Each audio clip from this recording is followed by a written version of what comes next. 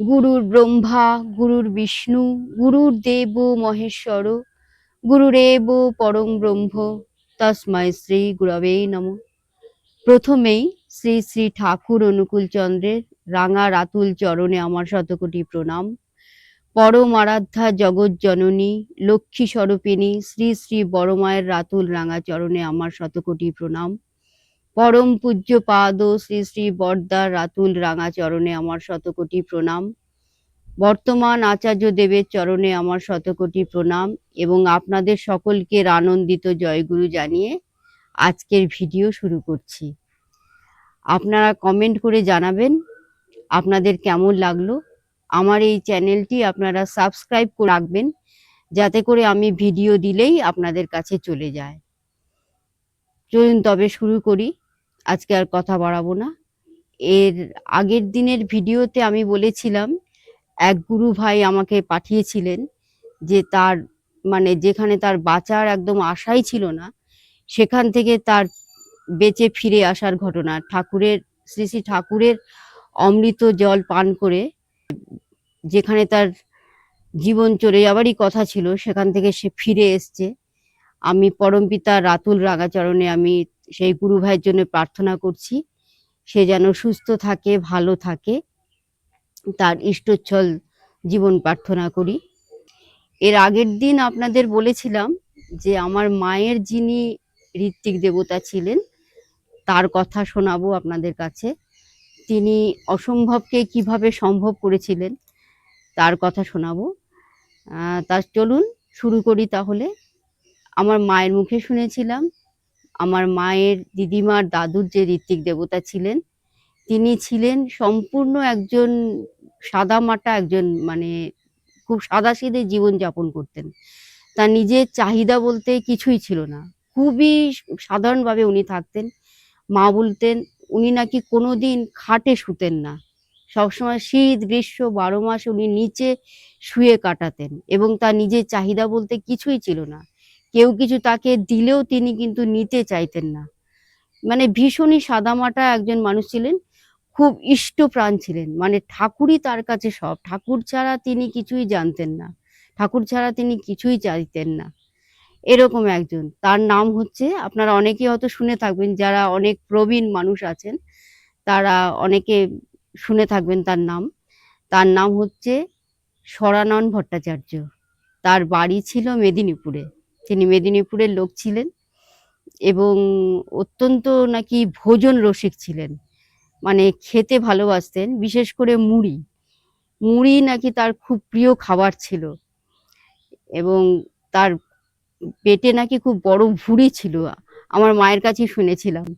আমার দিদার কাছে একদিন সেই সরানন ভট্টাচার্য উনি তার ভুঁড়ি দেখিয়ে আমার দিদিমাকে বলেছিলেন রসিকতা করে, জানো মা, এইটা না হচ্ছে একটা জ্বালা, এই জ্বালায় অনেক কিছু ধরে, জ্বালায় তুমি যদি একটুখানি কিছু দাও জ্বালাটা ভরে না, জ্বালাতে অনেক কিছু দিলে তবে জ্বালাটা ভরে। এরকম ভাবে রসিকতা করে উনি বলেছিলেন। তা আজকে আপনাদের তার কথাই শোনাবো। আমার মায়ের এক দুঃসম্পর্কের মামা, তার বিয়ে ঠিকঠাক করছিলেন তার মা আর কি। তা একদিন একজনের আর কি, ওটাও সৎসঙ্গ পরিবারই ছিল, সৎসঙ্গ পরিবারের কোনো একটি মেয়ের সঙ্গে সেই মামার বিয়ের সম্বন্ধ আসে। সেই মেয়েটির নাম ছিল শিপ্রা। তা মেয়েটিকে দেখে সেই মামা যে তার মায়ের খুব পছন্দ হয়ে গেল। ওনারা সবাই সৎসঙ্গী এবং মেয়েটিও ছিল খুব ইষ্টপ্রাণ।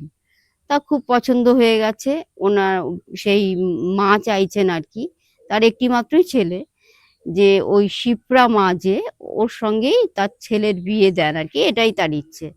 তা এই কথা সরানন ভট্টাচার্যের কাছে উনি নিবেদন করলেন, সেই মা আর কি।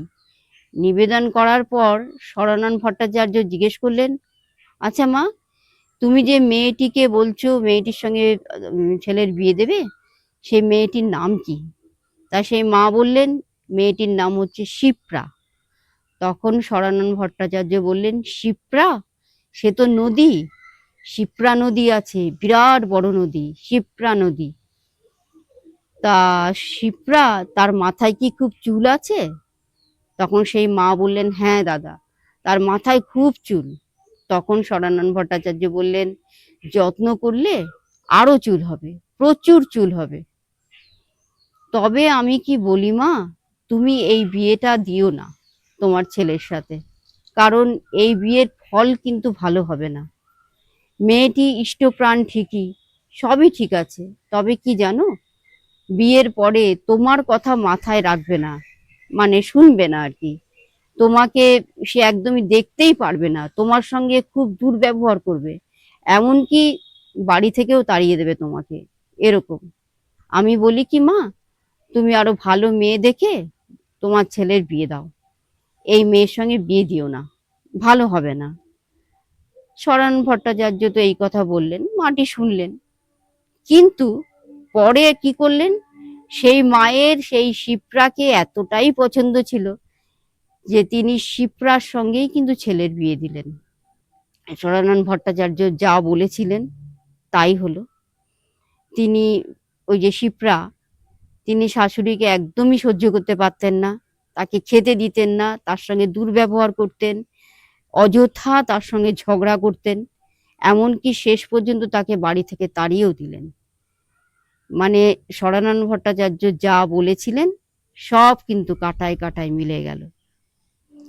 তারপরে সেই মা তো, মানে বুঝতেই পারছেন, তিনি বিধবা ছিলেন, তার আর সন্তানাদি কিছুই ছিল না। তাকে যখন বাড়ি থেকে তাড়িয়ে দেওয়া হলো, তিনি তখন আর কোথায় যাবেন, আজকে এই আত্মীয়র বাড়ি, কালকে সেই আত্মীয়র বাড়ি, আজকে এই গুরু ভাইয়ের বাড়ি, কালকে ওই গুরু ভাইয়ের বাড়ি, এইভাবে উনি থাকতেন। আর সবাই তাকে ভালোবাসতো, সবাই তাকে রাখতো, খেতে দিত, যাকগে এইভাবে উনি চলতেন আর কি। তখন হঠাৎ একদিন সরানন ভট্টাচার্যের সঙ্গে সেই মায়ের দেখা হলো। সরানন ভট্টাচার্যের কাছে উনি কেঁদে ফেললেন, কেঁদে বললেন, দাদা আমি বড় ভুল করে ফেলেছি আপনার কথা না শুনে। সরানন ভট্টাচার্য বললেন, কি হয়েছে মা, তুমি কি ভুল করেছো?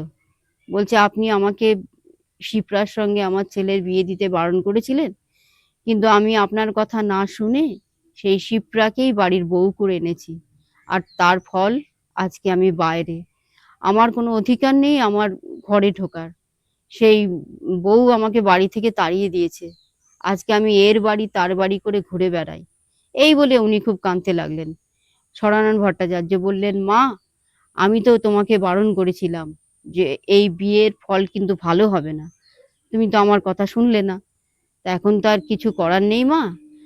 তবে কি বলি মা তোমাকে, তোমার বৌমা পছন্দ করুক বা না করুক, তুমি কিন্তু তোমার ছেলের কাছে যাবে, ছেলের এবং নাতি নাতনির সুখের জন্য, তাদের মানে ভালোর জন্য, উন্নতির জন্য তুমি তাদের বাড়িতে অতি অবশ্যই যাবে। কেননা তুমি যত যাবে তাদের বাড়িতে, তোমার ছেলের এবং তোমার নাতি নাতনির তত মঙ্গল হবে।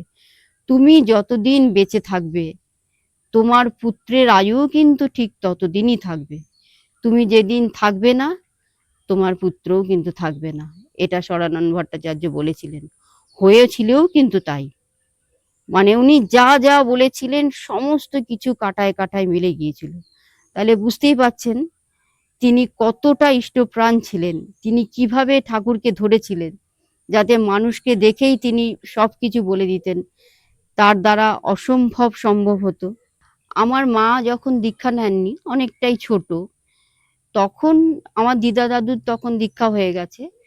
তখন সরানন্দ ভট্টাচার্য একদিন আমার মাকে দেখে বলেছিলেন, মা তোমার মেয়ের আয়ু বড় কম, এর মৃত্যু যোগ আছে। আমার দিদা দাদু ভয় পেয়ে বললেন, সে কি কথা, এর কি কিছু করা যাবে না? সরানন্দ ভট্টাচার্য একটু হাসলেন, হেসে বললেন, কোনো ভয় নেই মা, পরম পিতার দীক্ষা দিয়ে দাও, তোমার মেয়ের কিচ্ছু হবে না, আমি বলছি। তা আমার মাকে পরম পিতার দীক্ষা দেওয়ার পরে, মানে মায়ের এমন একটা অসুখ হয়েছিল যে খুবই ভুগেছিল মা, কিন্তু তারপরে আবার মা সুস্থ হয়ে গিয়েছিলেন পরম পিতার দয়ায়। এইরকম উনি সবাইকে দেখেই কিছু না কিছু বলতে পারতেন। মায়ের মুখে এটাও শুনেছিলাম যে আমার মায়ের এক মাসতুতো বোন ছিল, তা মাসতুতো বোনের তখন বিয়ে হয়নি, বিয়ের দেখাশোনা চলছে আর কি।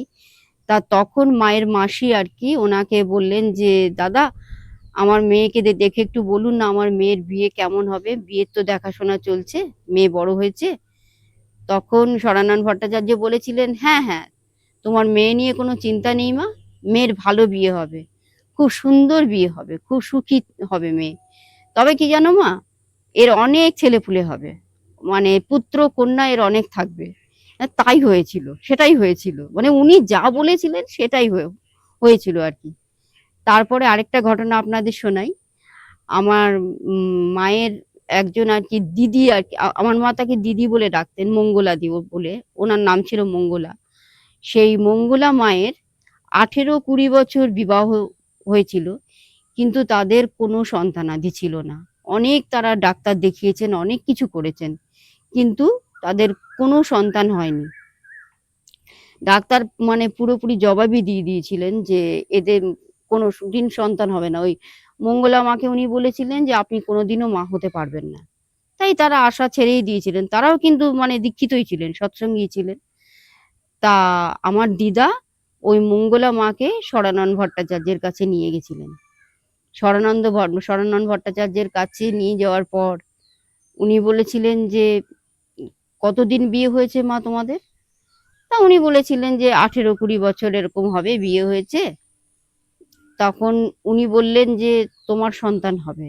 তখন মঙ্গলা মা বলেছিলেন, ডাক্তার আমাকে মানে জবাব দিয়ে দিয়েছেন, আমি কোনোদিনও মা হতে পারবো না।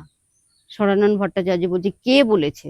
তুমি ছাড়ো ডাক্তারের কথা, ডাক্তারের কথা সত্যি হবে না, তুমি মা হতে পারবে, নিশ্চয়ই পারবে। তুমি কাল ভোরবেলা উঠে ইষ্টভৃতি করবে, ইষ্টভৃতি করার পরে তুমি স্নান করবে, স্নান করে উনি ওনার ব্যাগ থেকে একটা কিসের যেন একটা শেকড় দিয়েছিলেন, কোনো গাছের শেকড় জাতীয় কিছু, যাই হোক, সেটা হাতে দিয়ে বলেছিলেন স্নান করার পর ভিজে কাপড়ে ওইটাকে বাটবে, বেটে খালি পেটে ওটাকে খেয়ে নেবে, ওই বাটা জিনিসটাকে খেয়ে নেবে, আর তারপরই দেখবে কি হয়। পরমপিতারকে স্মরণ করে তুমি ওইটা খাবে, তারপর দেখবে তোমার কি হয়। কি আশ্চর্য! উনি খাওয়ার পর তার পরের মাসেই জানা গেল যে উনি অন্তঃসত্ত্বা। তারপরে তার একটি পুত্র সন্তান হলো। পুত্র সন্তান হওয়ার পরে তার ঠিক 3-4 বছরের মাথায় আবার তার আরেকটি পুত্র সন্তান হলো। তাহলে দেখলেন ডাক্তার যাকে জবাব দিয়েছিলেন যে তিনি কোনোদিন মা হতে পারবেন না, ওই সরানন ভট্টাচার্য এমন কি দিয়েছিলেন তাকে, তার দুটো পুত্র সন্তান হলো। মানে এরকমই একজন মহান মানুষ ছিলেন, ইষ্টপ্রাণ মহান মানুষ, যিনি ঠাকুরকে ছাড়া আর কিচ্ছু জানতেন না। তাহলে আপনাদের কেমন লাগলো আপনারা আমাকে জানাবেন কমেন্ট করে। আর এই চ্যানেলটি অবশ্যই সাবস্ক্রাইব করে রাখবেন, যাতে আমি কোনো ভিডিও দিলে আপনাদের কাছে চলে যায়। সকলে ভালো থাকুন, সুস্থ থাকুন, আনন্দে থাকুন, পরমপিতাকে মাথায় নিয়ে চলুন। আপনাদের সকলের মঙ্গল কামনা করে আজকে এখানেই শেষ করলাম। বন্দে পুরুষোত্তমম। জয় গুরু।